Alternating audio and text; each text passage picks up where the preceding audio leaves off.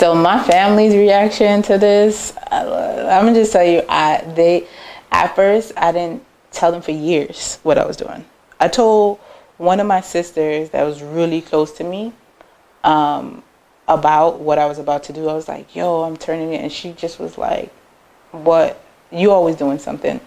For me, it took like, "Yo, this is something different. Like no one has ever done it, and I'm telling you that." And you're like, it's nothing. So I stopped telling her anything that I was doing. Like I was just like, because I didn't want it to discourage me, because I don't know where her mindset was. So then I didn't tell nobody in my family. How my mom found out is I broke my ankle in 2020, and she was the first person I called. Like I was like, I fell down the stairs and I went right into my apartment, and my mom was like, I started taking off all the stuff, and I called my mother. I'm like crying on the phone. She's just like, "What is wrong with you?" I'm like, "Ma, I done fell out the stairs. I don't know what happened." And she was like, "What the?" So she came with my younger brother and my nephew, and of course, Haitian. She's like, "Huile masqueti." She got the Haitian castor oil, but she's like putting my stuff together. And in my apartment is small, so all of my stuff is in the living room. Like once you come through, she's like, I'm like, "I left the door open for you." So they all come in, and she's just like, "What's this? What's that?" And I'm there looking like, "Oh my!" So I'm making hair out of, clothing out of hair, and she just was like, she was shocked. I've never seen my mom so shocked about anything I've done. And I do a lot of stuff. Like I had a nonprofit. I was working for myself, and my mom was just say every day like, "So when you going to get a job?" I'd be like, "What, Ma?" Like, but when I did that, she was like, "Karyne, you're going to be on Oprah." I was like, that was a validation I didn't think I needed. I wasn't looking for it because I was there like, I'm going to do this regardless. But I feel like I'm tearing up because family is everything. And when you get your mom, when you're like, because see, I am tearing up. So when she comes from Haiti, looking to, God, looking to better herself, and one of her kids is doing one of the dreams that she always probably wanted to do, like I am literally like her dream come true. And everybody be like, "Oh, you're her favorite," or something like that. I'm like, no, I'm just doing what I want to do, but it's making her proud because she didn't think she could do it. She didn't think she didn't even know she knew somebody who could do it. And I'm one of her kids. So when she did that, when she just started showing up to my stuff, I did a launch for Halloween. She was here, like, and people are like, "Yo, your parent," like, I'm like, when your mom, Haitian, like, she never showed up to a PTA meeting. Like, she came to my graduations, but PTA meeting, nothing. Like, but when it came to something that I'm doing, I've had a nonprofit. My nonprofit is 12 years. Mom has never showed up to any of the events, but she's always been like, "Oh, I want to cook for you, cook for it, or, sponsor it." And I'm like, just do it if you want to sponsor it. But when she showed up, and especially out of the pandemic, right? Like, it's like you want to shelter her, be like, "Don't come outside. Like, it's dangerous." My mom was like, "No, I'm coming out." And then I did something at City Point Mall, and so I have other siblings. Don't say nothing, really. But the other ones, they come out, and I appreciate it. And I'm like, sometimes you chasing your dream only make other people feel bad because they haven't chased theirs. So I don't fault them for that. Like, I'm like, I can only try to be as an inspiration. Like, everybody has a skill. Everybody has a talent. Go for it.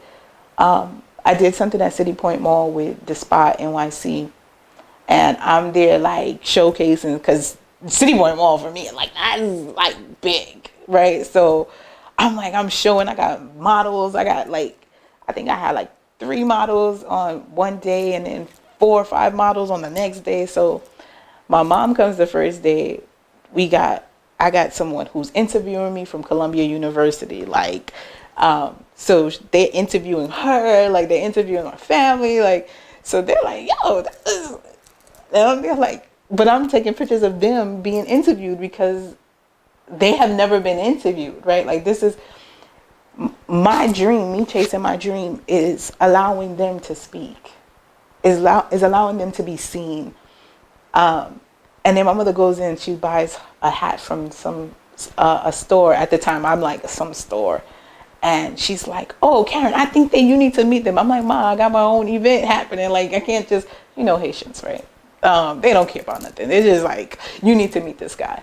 So I go and I meet the guy, and she's showing me off, like, this is my daughter, right? Like, and I'm like, hi. And then he comes to my stuff. So she's like, you need to go see my daughter's stuff. So it was just kind of like, like my mom is, I made her proud. And I know before she leaves this earth, I've done good by her. And I could take, I could take that. Like, if I made anybody in my family happy, she would be the one that I'm like, the most thankful for.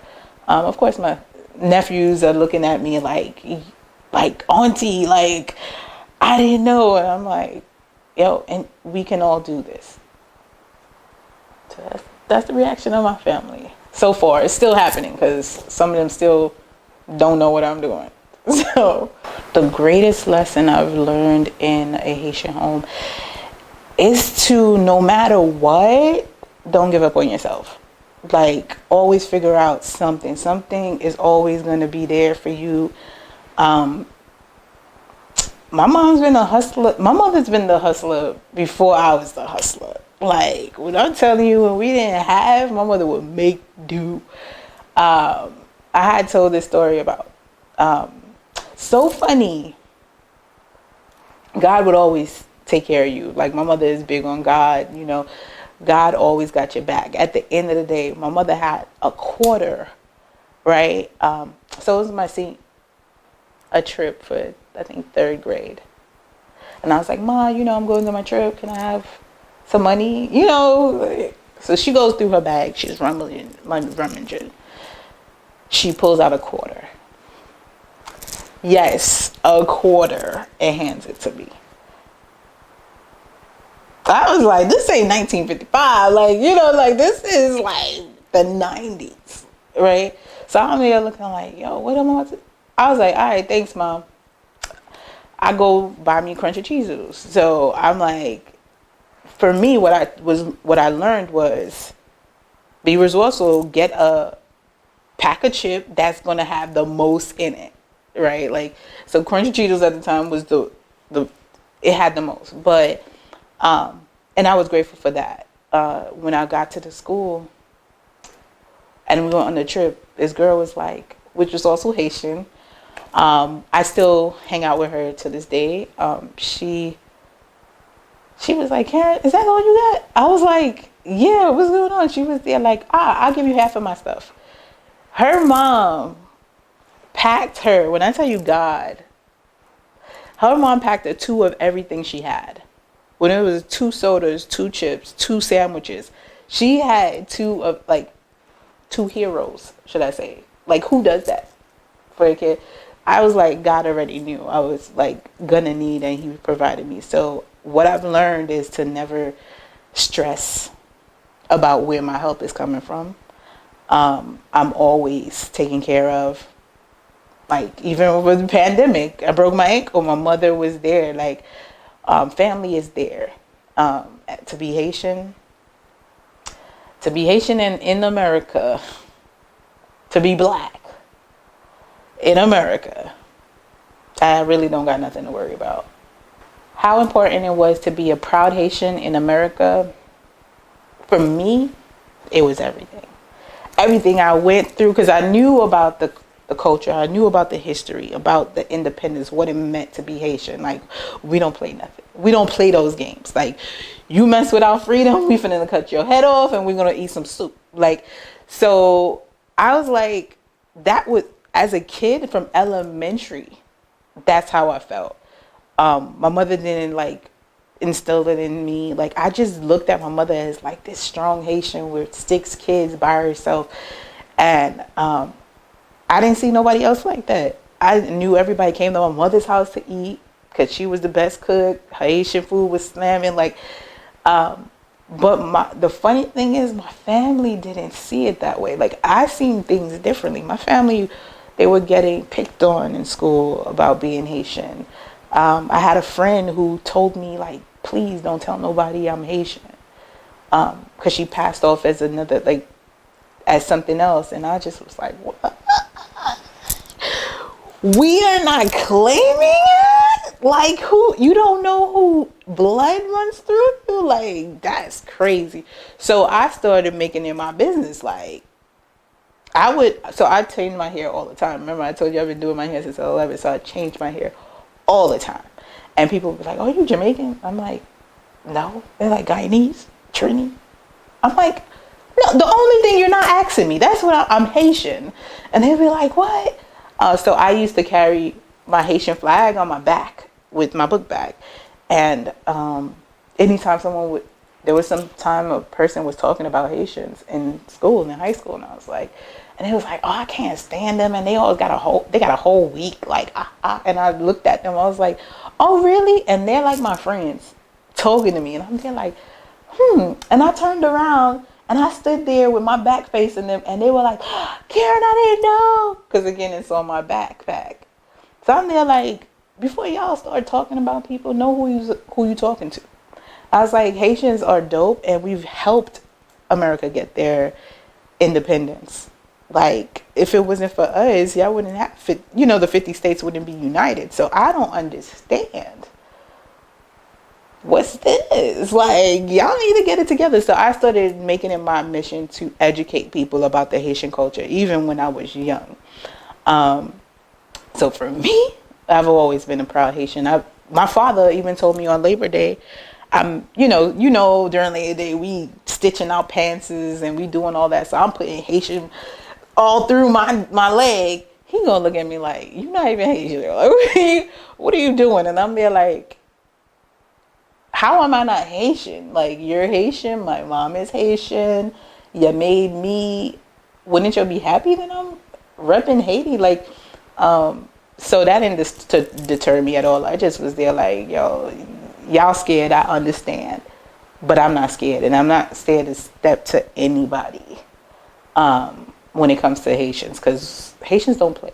The minute you say something about a Haitian, it's like, we just come from the woodworks out of nowhere to just like shut things down, and then we go back to our little business, like, but you would be surprised how many people are Haitian around us and don't say anything. But I'm loving right now, like, being a Haitian American now, I think everybody's Haitian at this point. Like, if you know what I'm saying, they Haitian by association. Like, wherever I go, I'm just meeting amazing Haitians, and we're not afraid anymore. We're coming out and we're actually claiming it. So that's what it means to me. It means everything. So for the photo shoot, oh my God, it was everything. First of all, the shoot was dope. But like, wearing my pieces. So the first look that I had was me in my piece that I created. That alone, to be in your own art piece, to display it, and people are like, falling over it, like, like, people are like, yo, that's dope. Like, that's something that came from my hands, and for me to wear it, it was amazing. Like, the setup, like, showing all my pieces, my books, my other, like, it was just like, yo, like, this is life now. Like, what? Okay, God, just trust you, say no more. But it just showed how powerful it can be by just kind of like standing on your own, and trusting that whatever you said you was going to do, it's going to happen and people will fall in line. Build it and they will come. That's exactly what it is. And to be highlighted as a Haitian artist around so many other dope Haitian artists and being on a Haitian platform, like, you know what I'm saying? It's not a Haitian platform, but it's run by a Haitian woman. Like, I'm like, whoa, this is everything my parents, our ancestors, you know, dreamt of. So I'm there, like, I'm loving it. I'm taking it. The second look was completely different. So even my hair. So I've never really straightened out my hair or wear my hair in bantu knots or anything like that. So that took me out of my comfort zone. And to be successful or to be growing in business, you have to be outside of your comfort zone. That's the only way to grow. And I was like, I like it. It's cute. Like, all right. Like, and I think the dress also, I wouldn't pick that. Like, going shopping, I wouldn't pick that. And it was like, when I put it on, I was there like, oh, it's also like pants, kind of. Like, it had like a slit in the middle. So it was like shorts, skirt type thing. And it was shimmery and like silver. So it was like powerful. But then it was like cut low so you can see like my tattoo, because I have a tattoo now, so but it kind of highlighted all of that, all my like features, my legs. I love my legs. So that was thing. So it made me powerful. It made me feel powerful, sexy, unapologetic, and just there was strength and beauty all wrapped up in one. That's how I felt at the photo shoot. And just like, okay to be me. So, yeah.